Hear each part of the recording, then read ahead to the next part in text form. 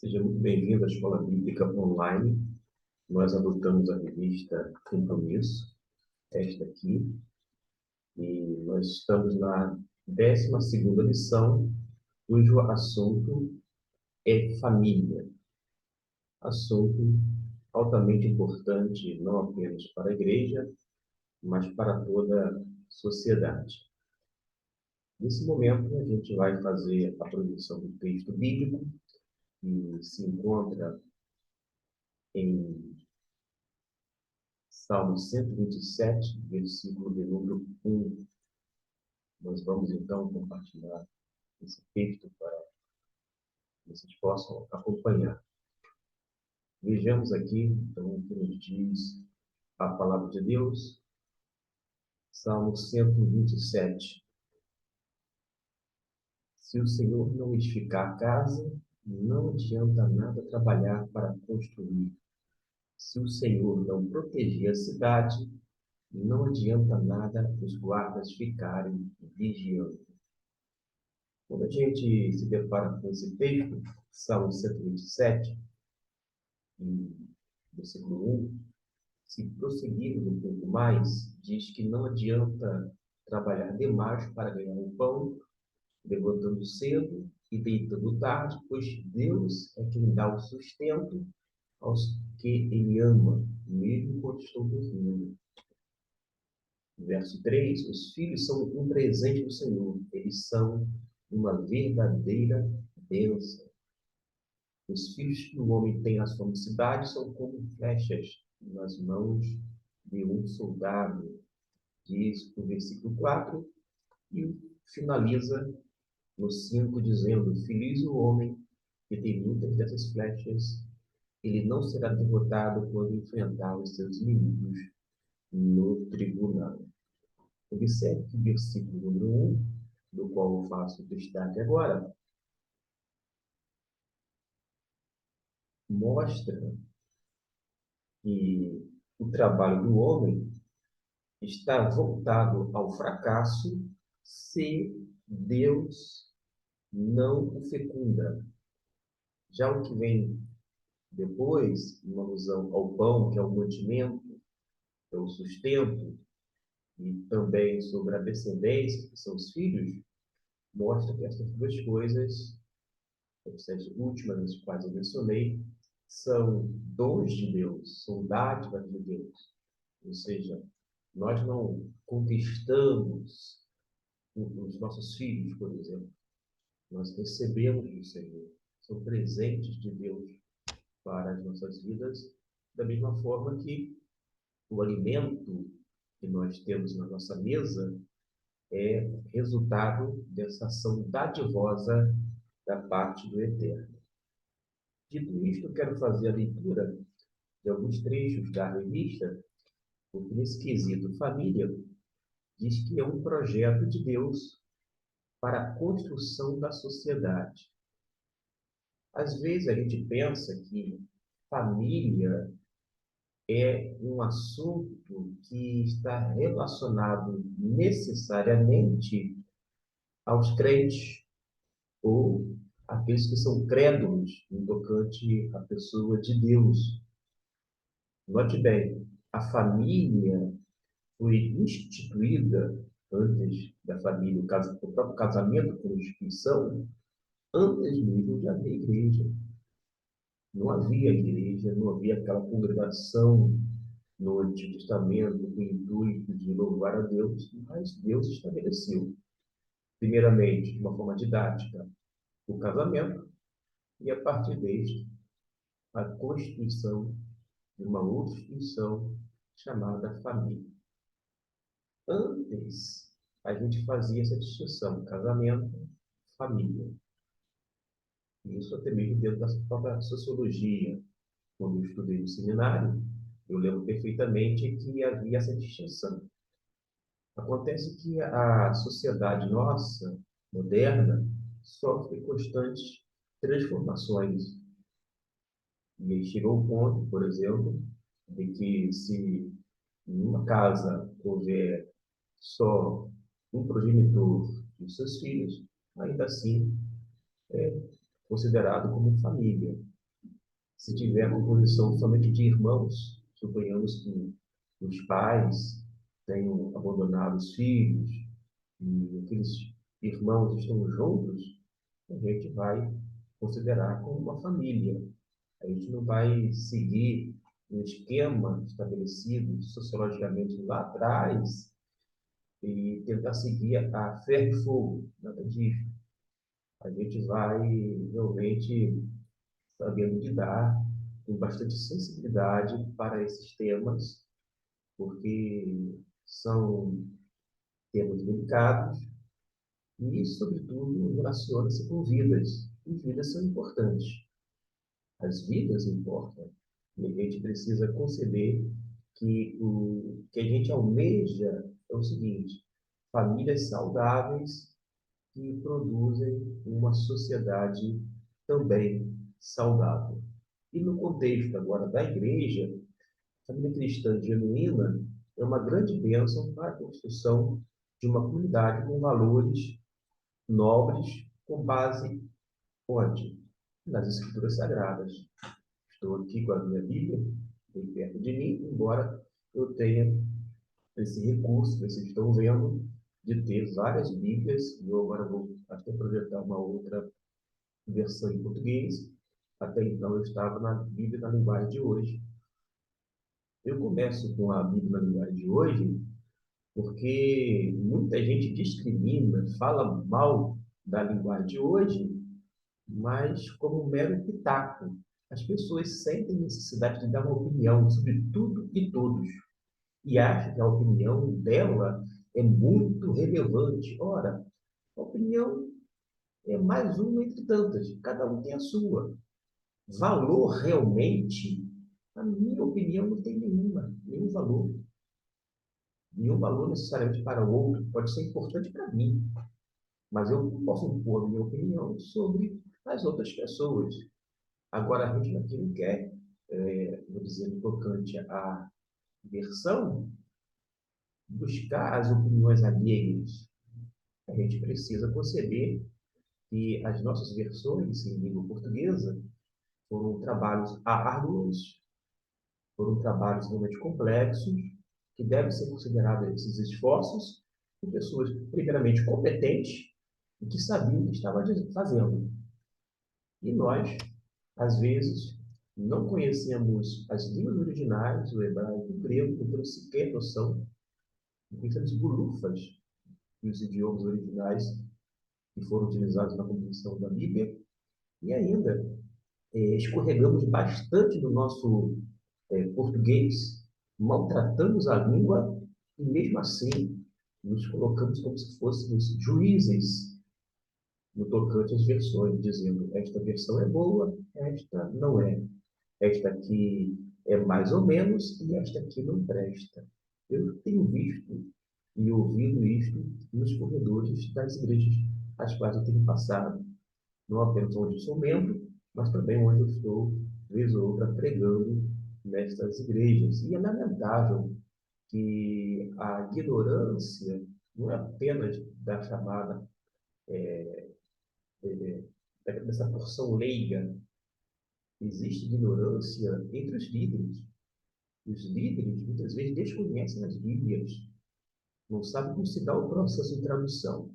E eu optei agora em colocar uma outra versão, não por causa de algum milindre, mas iniciando com a nova tradução na linguagem de hoje, uma linguagem bem acessível, e que é importante, sim, na propagação e vai ser muito útil na sua leitura para que você venha ter uma compreensão.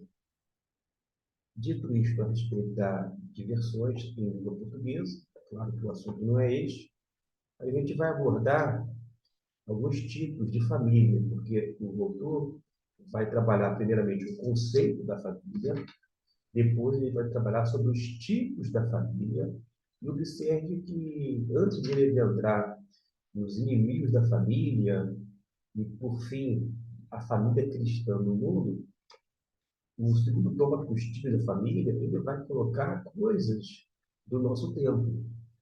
coisas que não estão necessariamente na Bíblia, mas que a gente precisa considerar, porque a gente faz parte dessa sociedade moderna. A gente sabe que, no caso, o Salmo 127, ele é bem didático.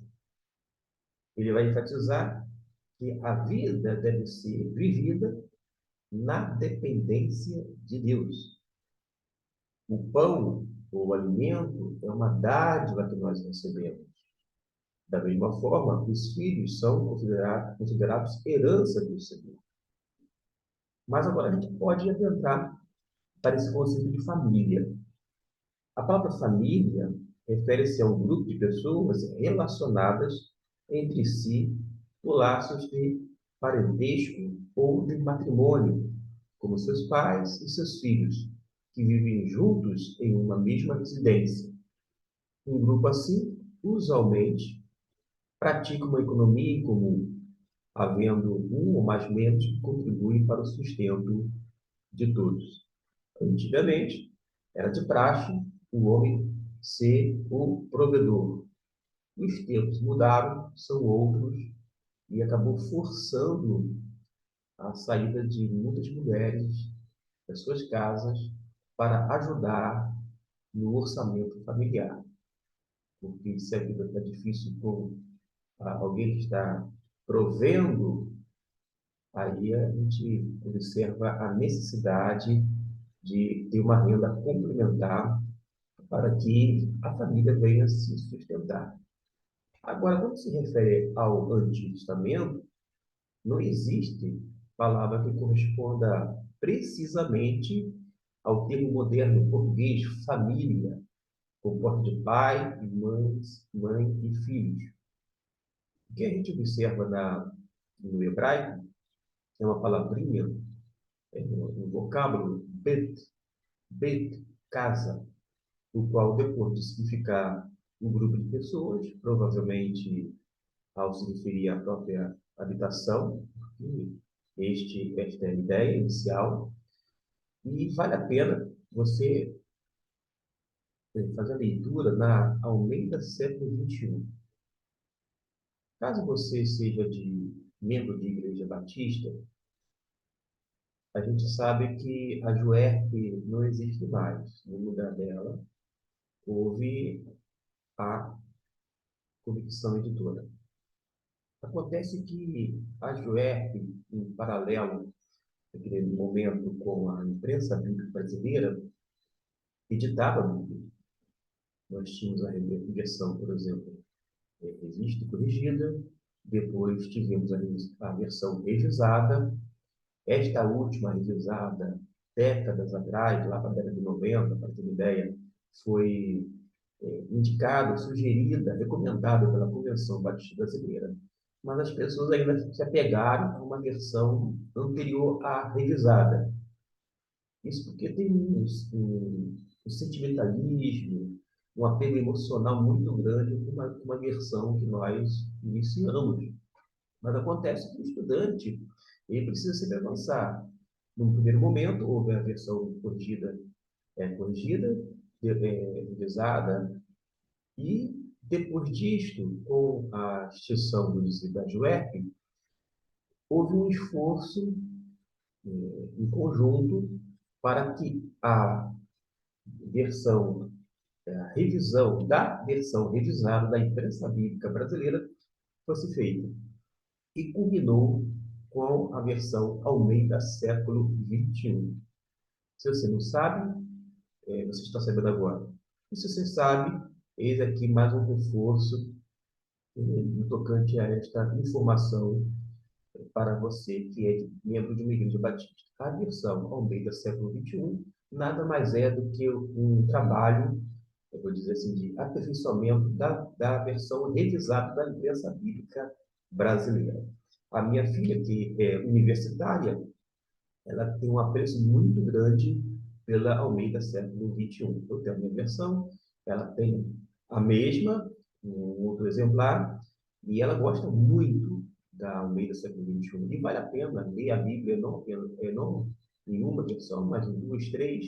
Agora, se for para comparar, Você poderia, por exemplo, ter uma versão evangélica, independente de que seja a Almeida do século XXI, a Novo Testamento na linguagem de hoje, ou a Bíblia toda na linguagem de hoje.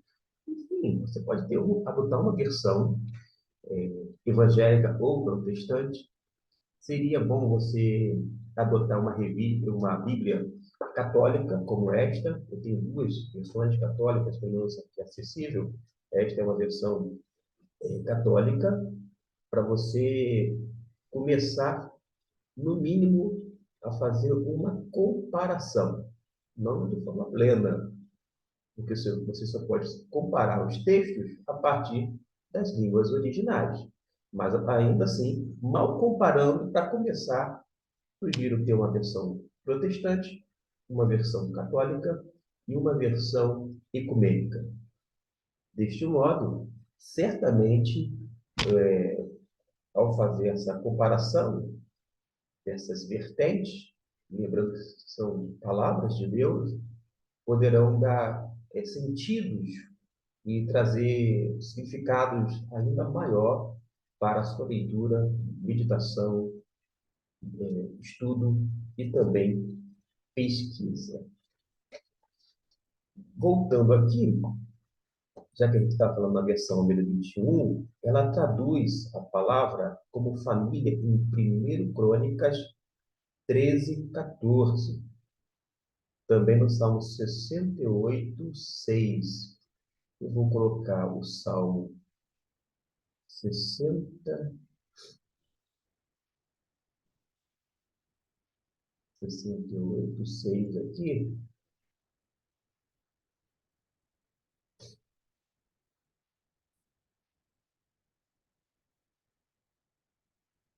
Não está na revista, eu não tinha planejado colocar. Estou cansado do meu gemido. Toda noite faço nadar a minha cama. Molho o meu leito com as minhas lágrimas.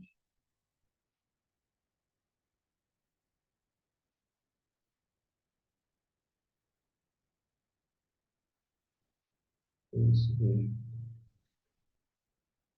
Não, o Salmo 68, 6, agora sim. Deus faz o solitário viva em família. Olha só. Essa aqui é a versão Almeida Corrigida Fiel. Olha aqui, ó. Deus faz o solitário viva em família. Aqui também seguiu o exemplo da Almeida século XXI. O Almeida século XXI seguiu o exemplo também desta, mas a partir do original. Liberta aqueles que estão presos em grilhões, mas os rebeldes habitam em terra. Vou tentar fazer uma rápida consulta aqui no versículo 6. Aqui, ó. A palavra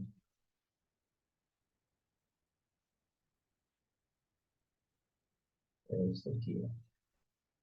Versículo 6.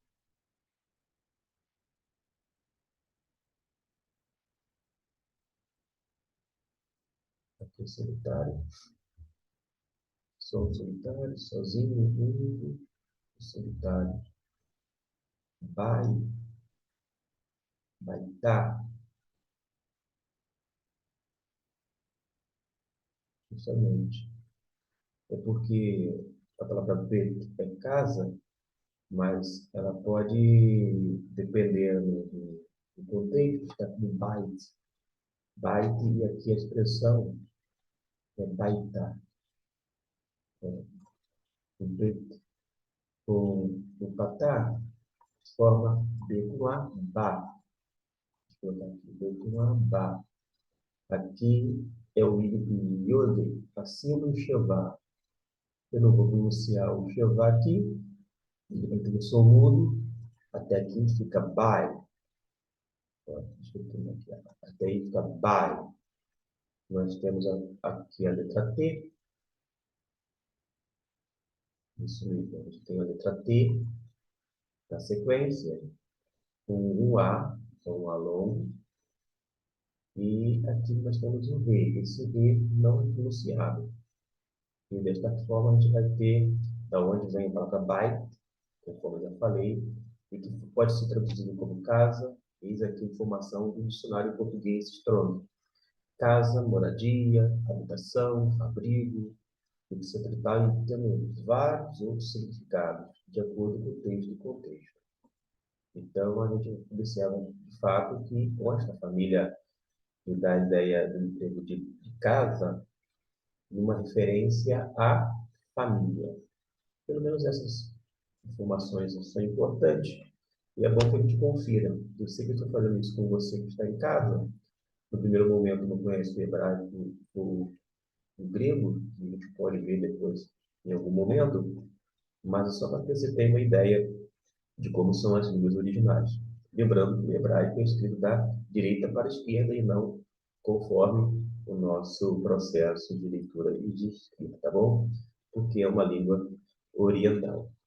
Vamos prosseguir aqui na revista, na página de número 55, nos diz: a família foi constituída por Deus como unidade básica da sociedade e também chamada de célula-mãe. Aquela expressão, a família é a célula máter da sociedade. Aqui, eu já vi o escritor colocar a família como a primeira instituição, mas existem materiais anteriores de sociologia que coloca o casamento como instituição mais antiga nesse sentido do que a família, porque a partir do casamento se constitui família, isto vai ter ou ter filhos. Então, a família seria um desdobramento do casamento. Hoje em dia, há vários conceitos de família, aí são outros 500, são coisas nossas, do nosso período, do nosso tempo, e que precisa ser certamente considerada com toda a nossa atenção, tendo essa sensibilidade já solicitada desde o início. Mas o princípio do casamento, vou dizer, é deixar pai e mãe para formar uma, uma instituição que é justamente com o intuito de ter filhos. Aí alguém vai dizer assim, o casamento é somente para a apropriação? Claro que não. Você faz parte desse projeto de Deus e no casamento tem um relacionamento sexual que é prazeroso, há também a apropriação, entre outras coisas. É uma parceria entre duas pessoas que são distintas, homem e mulher, e que podem ter uma satisfação plena dentro do casamento, por sua vez, como desdobramento deste casamento em família, já com filhos. A família também, diz o autor da revista, é a fonte principal das crenças, valores e padrões éticos desenvolvidos pelo indivíduo. Nesses dias, eu estava falando para os jovens da minha igreja e uma adolescente falou assim, olha, tem uma situação assim, assim, assado, que a minha colega, ela pertence, pelo menos a mãe dela pertence a um outro credo religioso e não permite que ela vá a uma igreja evangélica e ela obedece, a filha obedece à mãe. O que você não acha? Ora, eu respondi que a filha, ela está de parabéns, porque é uma filha obediente. Imagine só, você como pai ou mãe, você está dentro de um conjunto de valores, de crenças, e de repente um dos seus pares, um dos seus membros, começa a ir para um outro grupo, um credo religioso, que às vezes choca-se com a tradição, com as crenças, com os valores recebidos e passados. É traumático e é tenso. Quando a gente se coloca no lugar de paz, a gente vê que Não é tão fácil assim aceitar. Tá bom, meu filho. Vai para um outro credo, faça parte de uma outra religião, ou não faça parte de religião alguma. É muito fácil falar. Agora, no dia a dia, a situação é mais complexa, porque nós lidamos com pessoas. Ora, por mais que a gente deseje e almeje que as pessoas venham se converter, que essa palavra de Deus, a gente precisa entender que as pessoas são livres. E essas pessoas vivem em famílias. E vivendo em família, o que acontece? Elas estão debaixo de um conjunto de crenças, de valores, de crenças, etc. E tal. E é salutar que os filhos obedeçam aos pais, até porque estão debaixo do tempo dos pais, estão sob a responsabilidade dos pais. Estes pais, que às vezes impedem seus filhos de fazer parte de uma religião, quer evangélica ou de outro segmento religioso, eles querem o melhor para os seus filhos. Geralmente é isso. Mas eles têm a sua tradição religiosa. E é compreensível que um pai ou os pais agem dessa maneira. Mas eu falei para a jovenzinha, olha, e essa jovem na escola, ela recebe, ela busca saber quem é Jesus, e a gente fala de Jesus, eu falei, continue falando de Jesus.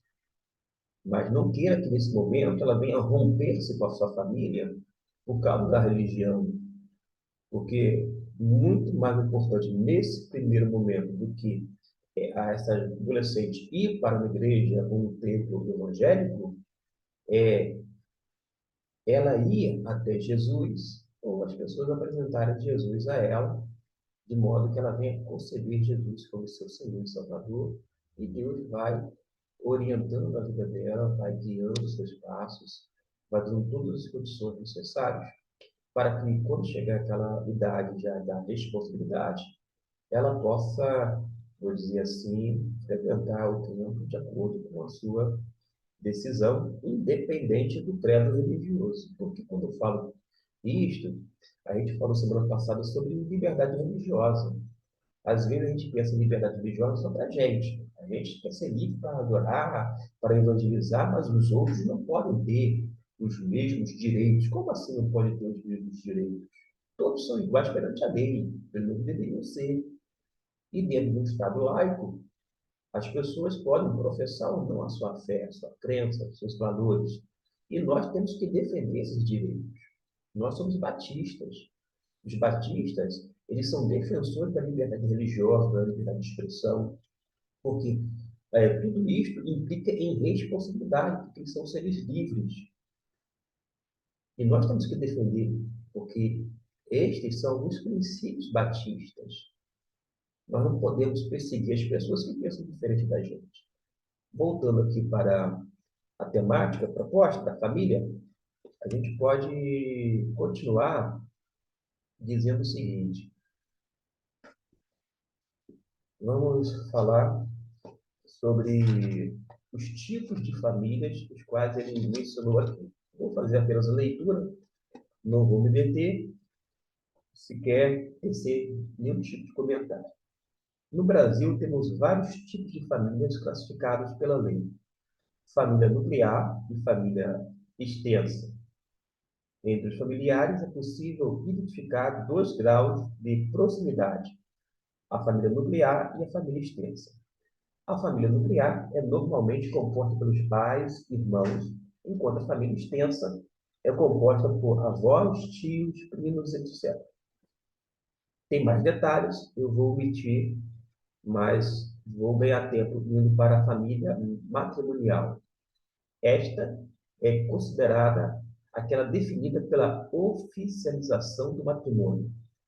Nesse caso, o casal pode ou não ter filhos, quer biológicos ou adotivos. Família nuclear, família extensa, família matrimonial e agora família informal.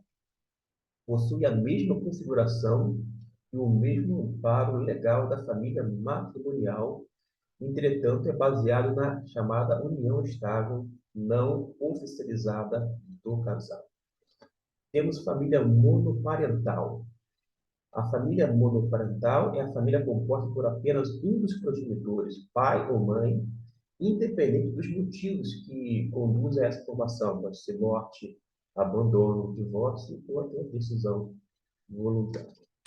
Temos também a família anaparental. Refere-se à ausência de progenitores. Nesses casos, em geral, os irmãos vivem em um mesmo lar sem a presença dos pais. Pela lei, os irmãos vivem, a mesma denominação e valores são utilizados nos casos da composição de um lar a partir apenas das relações de afeto e amizade entre os membros sem laços de parentesco. Temos mais dois casos: família reconstituída, que é formada por um novo matrimônio, quando pelo menos um dos cônjuges possui um filho de um relacionamento anterior. E família unipessoal, que é constituída por pessoas que vivem sozinhas por causa da viuvez, divórcio ou por não ter estabelecido nenhuma outra configuração familiar. Esse tipo de formação possui um valor jurídico, tendo em vista a proteção de bens e heranças. Todos esses tipos de família aqui, naturalmente, não foram trabalhados à luz da Bíblia, mas, em um determinado momento histórico no Brasil, diante desse quadro novo, até esse quadro pintado, a lei ela passou a existir para garantir o direito às pessoas que fazem parte desses modelos aqui reconhecidos. Aqui é questão de direito, tá, gente? Né? Se você concorda com esse tipo de família ou não. Repito, a opinião minha não tem nenhum valor. O importante é que essas pessoas que estão debaixo dessas tecnologias, nomenclaturas adotadas, elas têm os seus direitos garantidos, porque é dever do Estado salvaguardar tais pessoas, independente do que a gente acha certo ou não. Aqui, repito, é mais uma questão de direitos. Hoje, você pode ser contra, mas, de repente, por algum motivo, você acaba se encontrando dentro de um desses modelos existentes e reconhecidos por lei. Aí você já vai ficar mais devagar, pianinho, não vai tentar expressar de uma forma audível sua opinião, porque você era convicto, mas em outro momento se encontra numa nova realidade e vai fazer o quê? Ah, porque eu era contra, continuo contra, mas a realidade agora é outra. Eu não estou aqui justificando, eu estou apenas aqui é, oferecendo essa informação. Aqui é questão de direito. Aqui, em um momento, trabalhou texto bíblico, porque não é a proposta, mas sim informar, e a gente deve reconhecer, como cidadãos que somos, estas famílias ou tipos de famílias que estão em solo pátrio. Agora sim, a gente vai falar, enumerar aqui algumas coisas, como os inimigos da família. Inimigos da família, incredulidade. A incredulidade é uma maldição, porque a incredulidade nos priva de muitas bênçãos espirituais por não acatar o senhorio de Cristo, por não confiar em Deus, por não depender da graça, da misericórdia do Senhor. Enfim, a incredulidade nunca é bom, não apenas nesse quesito da família, não, tá, gente? Colocou aqui a incredulidade como inimigo da família. Infidelidade como inimigo da família. Quando um dos familiares são infiéis, desleais, causa muita dor, muita mágoa, destruição, às vezes mesmo a perda da confiança um no outro por conta da infidelidade. A gente pensa em fidelidade somente com relação ao cônjuge, ou aos cônjuges, o marido e a mulher. Mas, às vezes, nós temos filhos desleais, nós temos visto filhos que são infiéis aos seus pais. Os pais são fiéis o tempo inteiro com os seus filhos, mas recebem uma facada nas costas, como se diz no popular, E os filhos, às vezes, são bem ingratos, porque têm esse comportamento de infidelidade ou de deslealdade para com seus pais. Não está aqui, mas o nível de família, a exploração. Quantos filhos exploram seus pais já idosos? Não trata aqui, mas eu estou trazendo. Eu trabalhei como rodoviário e eu via pessoas que os filhos obrigavam praticamente os seus pais, que eram os avós dos seus filhos, portanto, a levar para a escola. Os velhinhos, às vezes, não tinham dificuldade, tinham uma dificuldade de subir no ônibus, mas tinha que levar os netos todo santo dia. Eu tinha que fazer compras nos mercados, levava as sacolas pesadas que não aguentavam. Sabe para de quê? Por conta daquele cartãozinho da gratuidade. Porque os idosos tinham a gratuidade, aquele passe livre, vou dizer assim, a gratuidade, e não pagavam passagem, os filhos lá, daqui, meu pai e minha mãe não pagam passagem, a gente não fazer compras. Ora, são responsabilidades dos filhos, no caso, quando eles já têm filhos, quando as crianças são netos né, dos pais dessas pessoas. Enfim, a gente precisa ver esse tipo. Quantos filhos exploram seus pais, pegam empréstimos consignados e deixam lá dívidas para as pessoas. Então, além do inimigo da família, nós temos a incredulidade, a infidelidade, a exploração, a falta de diálogo é o inimigo, colocou aqui, a falta de perdão, o antagonismo dos meios de comunicação como TV, redes sociais, etc. Então, depende do ponto de vista. A pessoa fala assim, a TV é algo ruim. Depende muito do uso que você faz da TV. Aqui em casa, por exemplo, não que seja padrão para vocês, e venha criar, então, um modelo para aquelas pessoas que me ouvem. Mas aqui, a minha programação, vou dizer assim, é selecionada. Eu vou para a TV com moderação e assim mesmo de forma seletiva. Então, o, a TV não é um problema para mim. Não é. O celular, de igual modo. Você tem que fazer um bom uso do celular, não é ficar o tempo todo no celular e cada mensagem que chega falar, senão você não vai deixar, você não vai fazer os seus, cumprir as suas funções, realizar os seus afazeres. Vez ou outras pessoas me ligam, elas ligam através do chamado WhatsApp e acham que a gente tem que estar online o tempo inteiro para responder. Gente, o meu aparelho está aqui, um aparelho muito simples, um Moto G, mas está aqui, está desligado. Está desligado comigo, assim, está no silencioso, estou gravando. E daqui a pouco bota no vibrador, coisas importantes. Quando é coisa importante mesmo, as pessoas vão não mandar mensagem no WhatsApp, que depende do que o outro esteja também com a internet ligada. Vai ligar para o meu telefone. Aí sim, as pessoas sabem. Quer falar de uma forma urgente comigo? Liga para o meu celular e não manda mensagem pelo WhatsApp. Oi, oi, oi, oi, quer falar contigo? Nada disso. Mas o aparelho em si, gente, não é ruim. A TV ligou móvel. Agora, o que a gente faz dela, desses meios de comunicação? O autor coloca os vícios como inimigos da família, e existe não apenas os vícios, uma referência a cigarro, a cachaça, a bebida. Existem outros tipos de vícios, gente.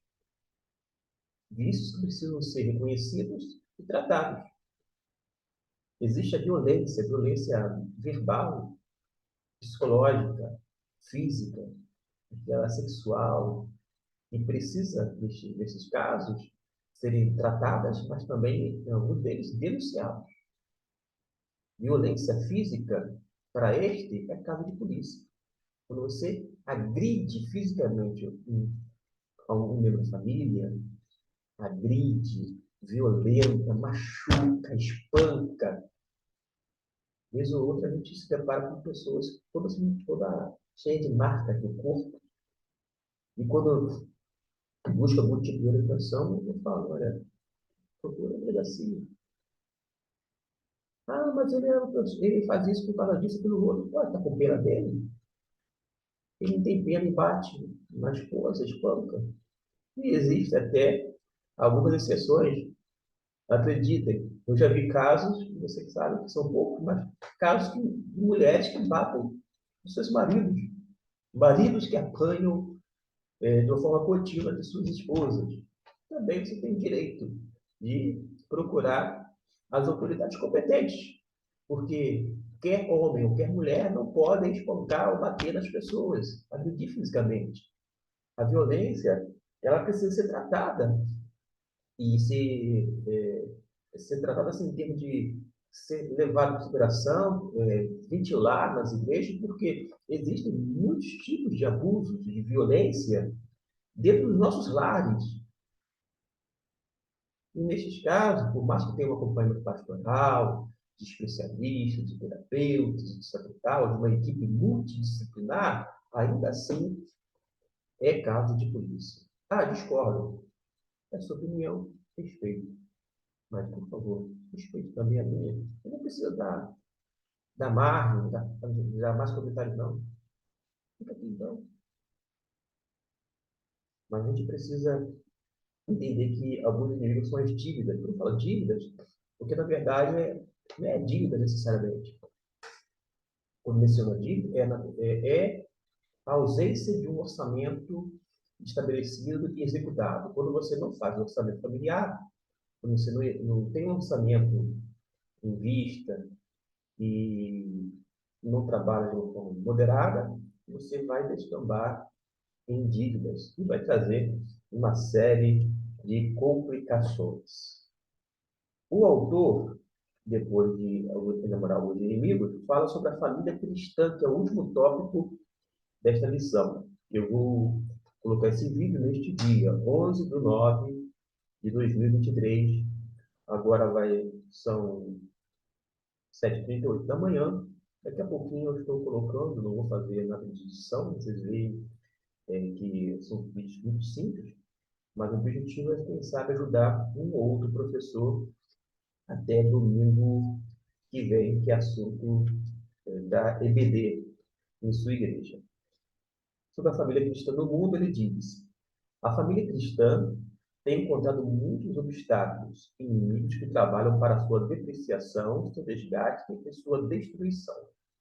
A relativização, ética, imoralidade, pornografia virtual, os jogos eletrônicos que viciam pais e filhos, as drogas, o individualismo e a consequente falta de diálogo e encontros informais, a interferência do Estado com leis antagônicas e outros mecanismos satânicos têm feito muito mal às famílias que professam o nome do Senhor. Eu queria apenas ter seu comentário. Eu não quero ser da turma do contra, não, mas a gente tem que analisar, independente de quem esteja no governo, está ciente de que o Estado é laico. Ele não pode ter uma religião oficial. O Estado, no caso brasileiro, a sua Constituição é feita, inclusive, em nome de Deus. Ele tenta salvaguardar não um tipo apenas de família, mas vários tipos de família, os quais foram enumerados aqui, inclusive pelo autor, não por mim. A gente precisa entender que, por mais que o Estado faça leis antagônicas para nós, evangélicos, a gente tem que entender que se trata de leis, mas para garantir direitos de minorias. Porque quando a gente fala em Brasil, nesses vários Brasis, entre aspas, que tem por aí, porque é uma vastidão, é um país continental, com muitas culturas, tipos de pessoas, etc. e tal, a gente vai fazer o quê? Leis para os evangélicos, mas e outras pessoas de credos do, do espiritismo, do baixo espiritismo e etc e tal. E eles não precisam também de leis? Ah, não, tem que fazer a lei para todos. Então, a lei vai dar a lei para todos. É igualdade. Com relação a direitos, a gente pensa num contingente, ou, né, num grupo de pessoas. Mas e os ribeirinhos? E os sertanejos? E os ciganos? Que ciganos vivendo em território brasileiro têm direitos? Claro que tem. Ah, eles são, tipo, eles são andarilhos, são peregrinos. Gente, não importa o estilo de vida deles adotados, eles precisam, vou dizer assim, ser amparados pelo Estado. Isso não é questão de um posicionamento político, ideológico, não, é questão de direito. Estou indo só na perspectiva do direito legal. O Estado, ele vai criar leis, sim, que às vezes são antagônicas adotadas pelo nosso grupo religioso. Mas essas leis são criadas para, vou dizer assim, alcançar uma minoria. Minoria que precisa ser cuidada, receber atenção do Estado e serem amparadas juridicamente falando através de leis. Agora eu quero, vou dizer assim, confrontar a gente aquilo que a própria palavra de Deus nos diz. Ora, nós somos evangélicos, temos uma lei, temos aqui a Bíblia Sagrada, é a lei de Deus. Às vezes, a gente acha que essa lei de Deus é uma camisa de força. A gente fica preso, a gente não consegue se soltar, porque a gente queria ser feliz, fazer tanta coisa, mas Deus não permite. A lei de Deus não é uma camisa de força. A lei de Deus é uma manifestação bondosa do eterno para todos. Se nós seguirmos as leis divinas, nós seremos, vou dizer assim, bem-aventurados. Nós seremos mais do que felizes. Mas acontece que as leis de Deus foram dadas para o seu povo.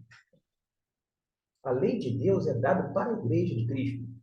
A igreja que já concebeu Cristo Jesus como Senhor e Salvador de sua vida, mestre também, vai entender que ela precisa colocar em prática as leis já estabelecidas pelo próprio Deus.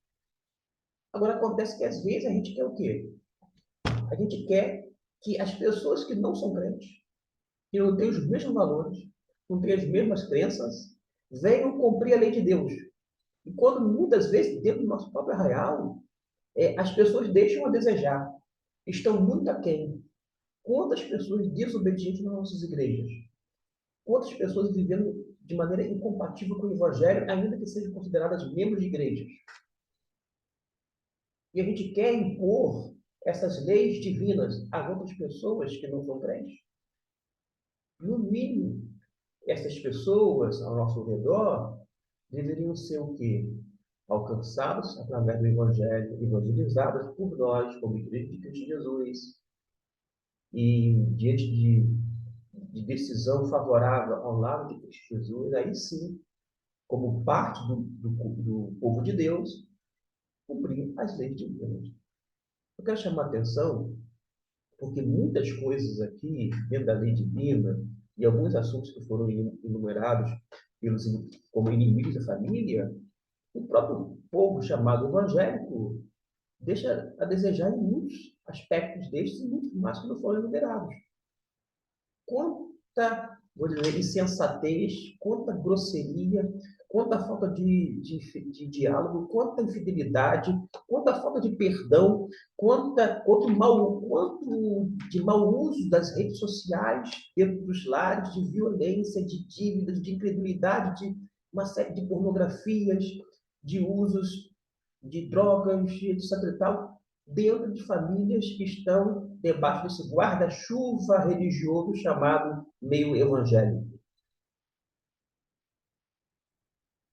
Aí você quer transferir estas leis para as outras pessoas que não estão debaixo desse guarda-chuva, achando que elas têm que cumprir as leis de Deus, quando, na verdade, muitos de nós, eu sei que tem exceções, mas muitos de nós não cumprem estas leis. A gente tem que chamar a responsabilidade disso. Às vezes você quer que a pessoa que não é crente tenha um comportamento cristão, quando o cristão deixa muito a desejar. E a gente precisa pensar. É muito fácil apontar o dedo para os outros que não fazem parte do nosso segmento religioso. É muito fácil falar que existem leis antagônicas. Olha, tem aqui uma lei sobre o aborto. Ora, se você é casado, você, marido e mulher, já tem 3, 4, 5 filhos, não utilizou o método anticoncepcional, mas vocês são crentes. Vem mais um. Você vai realizar o aborto? Nada, ainda não. Você não vai realizar o aborto. Primeiro você sabe a concepção de vida, quem Deus é, o propósito divino. E o filho também vai ser uma bênção, um presente de Deus. Que é planejado ou não planejado. Que é utilizando o método concepcional, que é o método anticoncepcional falhando. Não importa. Mas essa concepção cristã. Agora, você existe, tem uma lei lá. A pessoa lá não conhece Deus. Mas existe uma lei que vai, eu vou dizer assim, tentar salvaguardar um direito de uma minoria, ainda, ou pode ser maioria, não importa, e ainda que eu discorde, mas tem um direito de fazer. Ninguém é obrigado a nada. Se eu pudesse, eu abria a cabeça das pessoas e colocava a Bíblia dentro delas, na cabeça, abria e depois fechava. Mas eu não posso, eu não posso. Eu sou favorável ao aborto? Claro que não. Eu não sou favorável ao aborto. Eu não sou favorável a drogas e bebidas lícitas ou ilícitas. Eu, particularmente, não considero, vou dizer assim, quando eu falo não considero, vinho é pecado? Vinho. Vinho não é pecado. Você bebe vinho? Não bebe vinho. Mas você falou que não é pecado. Eu não vou dizer o que é pecado e o que não é pecado para as pessoas, não. Estou falando do vinho. A Bíblia fala sobre bebida forte, né? O uso de bebida forte. Se você quiser classificar o vinho nessa categoria, faça. Agora, eu bebi um pouco de vinho. É pecado? Eu não vou taxar como pecado. Agora, eu não vou beber. Eu não vou beber. Eu não conheço as pessoas. Existem pessoas que foram viciadas e que começaram com um golinho. Quer de vinho, quer de um pouquinho de bebida. Só um gole apenas. E se essa pessoa está em abstinência já há alguns anos, se você oferecer uma bebida, não precisa ser necessariamente um vinho, você oferece um gatilho, aí ela volta ao vício. Ou de repente você não sabe como é a estrutura, a composição da pessoa, bom, vinho é pecado, então eu vou dar um golinho para ele. Eu vou dar um golinho para ele, porque ele não faz mal nenhum, não é pecado, eu vou dar, e daqui a pouco é um gatilho, a pessoa tem aquela tendência e acaba se tornando um, um viciado em bebida, ou assim, alguém viciado nisso, aquilo outro. Gente, então, vinho é pecado? Vinho é pecado. Porém, eu não bebo vinho. Nem no final de ano eu não bebo vinho. Eu não vou fazer apologia ao vinho. Mas, se uma pessoa bebe, eu vou taxá-la como um ato pecaminoso? Não. Eu tenho amigos, lá na Espanha, por exemplo, que eles bebem vinho, são crentes. Está errado. É mais cultural, gente. É mais cultural. Mas dizer que é pecado? Não. Eu acho que é pecado. Tá bom. Você acha que é pecado? Então, para você é pecado. Então, para mim. Mas, de qualquer maneira, reafirmo aqui. Não bebo vinho, não bebo cerveja. E até mesmo quando eu vou no mercado, eu gosto de água tônica. Isso mesmo. Água com gás e água tônica, eu adoro. E existem algumas latinhas, né, de água tônica. E que quando eu vou no mercado comprar algumas delas, quase toda semana eu compro. E eu fico até às vezes um tanto assim, atento, porque no bairro onde eu faço compras, tem vários templos da igreja e podem pensar que eu estou comprando uma latinha de cerveja. Aí, quando eu vejo que tem membros no entorno, eu faço questão de colocar a latinha de água tônica em pé, visível para que as pessoas, caso batam o olho, e parece, quê? Gustavo, Gustavo Luiz, cerveja no carrinho dele, aí para a pessoa visualizar que é água tônica. Eu não bebo cerveja, não bebo vinho, eu faço uso de cigarro de uma droga lícita ou ilícita. Mas vou obrigar o outro a me fazer isso pelo outro? Eu não posso, eu não tenho esse poder, eu não tenho essa competência e não está na minha alçada. Essa é a grande questão. Dito isto, a gente vai finalizar aqui. O autor fala que a família cristã genuína e não simplesmente nominal é um projeto de Deus para a mudança da sociedade. Por isso, há um pensamento que afirma famílias fortes e igrejas fortes. Famílias fortes e igrejas fortes. A pergunta é: as nossas igrejas são fortes? São pujantes? São, se a sua igreja local for forte, graças a Deus, porque é sinal de que as famílias ali são também fortes. Mas se for o contrário, o que a gente tem que fazer? Senhor, tenha misericórdia das nossas famílias, tenha misericórdia das nossas igrejas, tenha misericórdia de nós. É muito fácil falar que a igreja é forte, mas quando a gente vê, ou tira um raio-x, faz um diagnóstico completo, a gente vê que não é bem assim. Tem muitas coisas a serem tratadas, tem muitas coisas para serem objetos, inclusive de oração diante de Deus, pelos membros da família, consequentemente pelos membros de nossas igrejas. O nosso compromisso como família é a luz da palavra de Deus. Uma família original criada por Deus no Éden.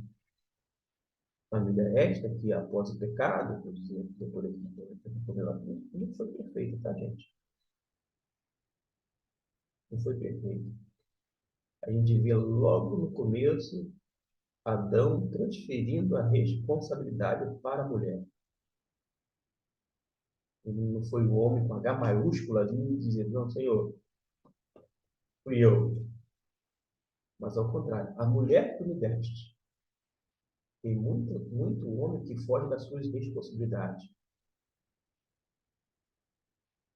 Tem muita gente no seio da família que não exercem os seus papéis, não desempenham as suas funções, e prejudica grandemente a família. A família é prejudicada. Mas a gente precisa pensar numa família transformada pelo Senhor Jesus Cristo. E as perguntas aqui são as seguintes: como avalio a minha família de acordo com o ensino das Escrituras? Não é avaliar a minha e a sua família a partir da minha perspectiva. Ah, minha família é amorosa, minha família é isso, é aquilo outro. Se for, graças a Deus por isso. Mas à luz das Escrituras, como você avalia a sua família? Qual tem sido o nível do seu comprometimento com Deus na preservação da família? Tenho promovido reuniões em casa para o estudo da Bíblia?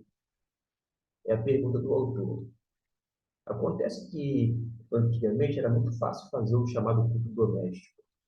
Eu pensei que estava terminando, mas daqui está toda para banda.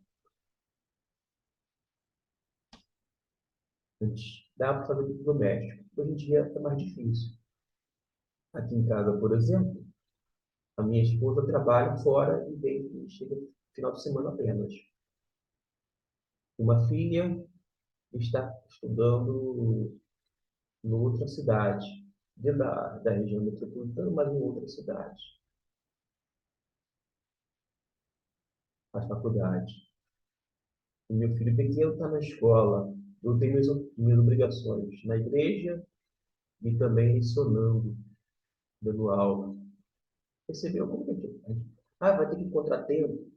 Aqui talvez o autor pensou em um chamado culto doméstico. O importante é que cada pessoa venha cultivar esse aspecto devocional, a sua vida com Deus, de leitura, meditação, de prática da palavra de Deus, e que aproveite as oportunidades para estarem juntos, como família, temos um momento de lazer, de entretenimento, de companheirismo, entre outras coisas, que estejam juntos também na igreja.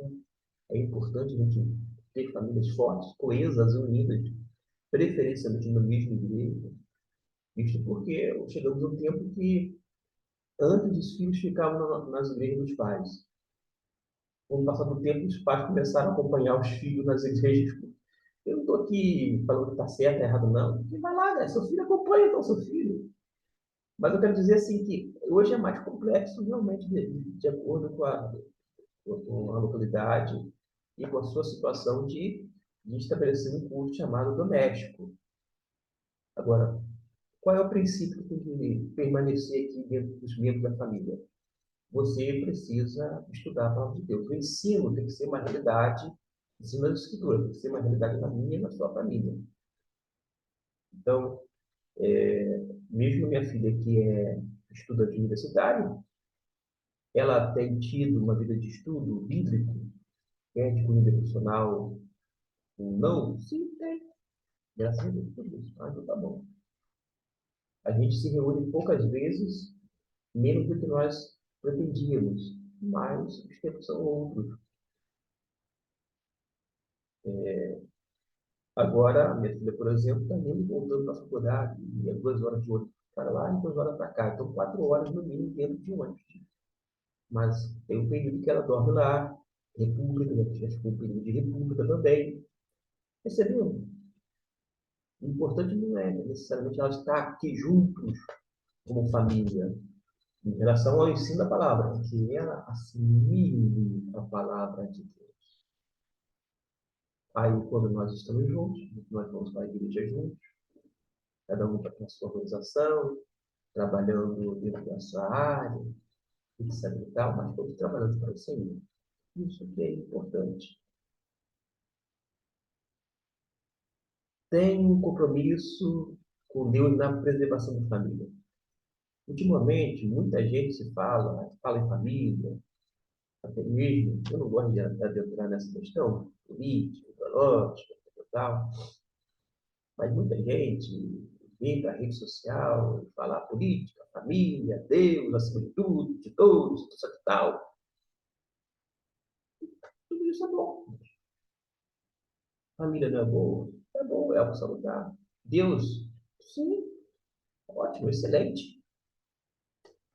Mas eu vejo incoerência em alguns deles, não vou nem falar muitos deles. O camarada já passou por 400, ou como se diz em popular, de uma forma mais jocosa, né? Trocentos casamentos. O camarada tem um monte de casamentos, mas ele tem um discurso conservador. Eu sou favorável à família. A família ou famílias? Você viu isso? A incoerência. Eu ouvi, ninguém me falou. Eu vi, porque era um vídeo, e ouvi com estes ouvidos aqui, ó. Tem um fonezinho aqui, ó. Mas eu vi um líder religioso, vou nem chamar de pastor, falando o seguinte: o pastor, um pastor que for divorciado, isso é bom porque ele tem mais experiência. fiquei olhando, se tivesse uma sonoplastia, aquele barulhinho de grilo, né? No fundo, fiquei olhando, quer dizer, que uma pessoa que é um líder espiritual, independente do motivo, se é adultério ou não, não quero entrar nesse. Porque foi caso administrativo, né? Representativo, mas se acontecer, se for divorciado, ele continua no ministério. Não estou falando que não deve continuar, não sou eu, Deus, não vou. Se quem vai dizer que vai continuar ou não, sou eu. Mas a questão é o seguinte, que eu quero até chamar a atenção aqui, para o comentário. Um pastor que passou por um divórcio, ele tem mais experiência do que aquele pastor que não passou por divórcio algum. Ele tem um líder que está, porque, uns 40, mais de 40 anos de casados e não passou por divórcio. Quer dizer que este líder, com 40 anos, e eu conheço muito bem a vida dele, com mais de 40 anos de casamento, tem menos experiência do que aquele que passou. Gente, tem algumas coisas que a gente ouve e me parece ser surreal. Para terminar, temos como família cristã testemunhado de Cristo ao mundo. O testemunho começa em casa. Aí em casa, os membros da família têm como constatar se nós estamos sendo autênticos ou estamos desempenhando papéis, agindo como atores na igreja. Em casa é uma coisa, na igreja outra coisa bem diferente. E, finalmente, como tem sido o comprometimento da família com a igreja local? Essas perguntas que eu deixo para vocês, que Deus possa abençoar grandemente a vida de cada um que está nos acompanhando, aqueles que vão ainda assistir lá na frente este vídeo, e que você possa assumir a responsabilidade que é como pai, como filho, como cidadão,